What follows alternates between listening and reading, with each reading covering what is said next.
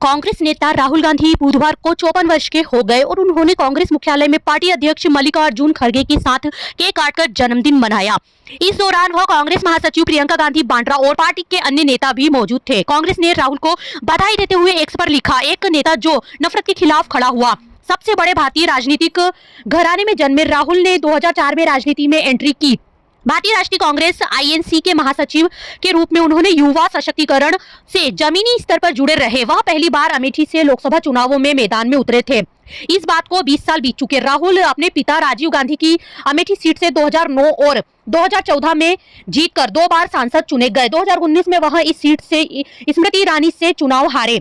2013 में राहुल गांधी को कांग्रेस उपाध्यक्ष, 2017 में अध्यक्ष बनाया गया, लेकिन 2019 में पार्टी को देश भर से मिली करारी हार के बाद राहुल ने जुलाई 2019 में अध्यक्ष पद से इस्तीफा दे दिया था। 2019 में ही राहुल वाड्रा से लोकसभा चुनाव 4,31,770 रिकॉर्ड वोटों से जीते थे। प्रमुख राजनीतिक परिवार में जन्मे राहुल गांधी की प्रारंभिक शिक्षा इन स्कूल में हुई। उसके बाद फ्लोरिडा और कैम्ब्रिज में पढ़ाई हुई। वहां एमफिल पास है। राहुल के पिता राजीव गांधी, दादी इंदिरा गांधी, परदादा जवाहरलाल नेहरू देश के प्रधानमंत्री रह चुके हैं। मां सोनिया गांधी राजनीति में मजबूत बनी रही। कहा जाता है कि 2014 और खासकर 2019 में पार्टी की हार के बाद से राहुल दिखने लगे। वे सड़कों पर उतरे, लोगों के बीच गए। 2022 में भारत जोड़ो यात्रा के बाद 2024 में राहुल गांधी ने भारत जोड़ो न्याय यात्रा जैसे आंदोलनों का नेतृत्व किया। 2007 में राहुल गांधी भारतीय राष्ट्रीय कांग्रेस के महासचिव बने, जो उनके बढ़ते प्रभाव का संकेत था। उन्होंने जमीनी स्तर पर सक्रियता पर जोर देते हुए भारतीय राष्ट्रीय छात्र संघ एनएसयूआई और युवा कांग्रेस को पुनर्जीवित करने पर काफी मेहनत की। प्रमुख पारिवारिक पृष्ठभूमि के बावजूद राहुल को चुनौतियों का सामना करना पड़ा। आलोचकों ने उन्हें अनुभवहीन और जमीनी हकीकतों से दूर रहने वाला बताया। युवाओं और ग्रामीण आबादी से जुड़ने के उनके शुरुआती प्रयासों को मिश्रित प्रतिक्रिया मिली।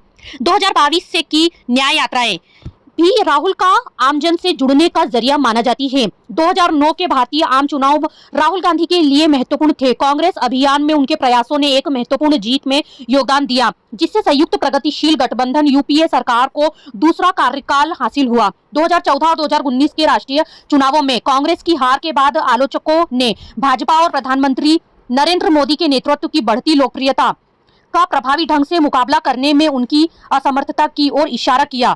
2024 के लोकसभा चुनाव से पहले राहुल गांधी के दृष्टिकोण में परिवर्तन देखा गया। उनकी भारत जोड़ो यात्रा का युवाओं व वंचितों और किसानों पर सकारात्मक प्रभाव पड़ा। इसका असर 2024 के आम चुनावों के दौरान उत्तर प्रदेश के रायबरेली और केरल के वायनाड में उनकी जीत में देखा।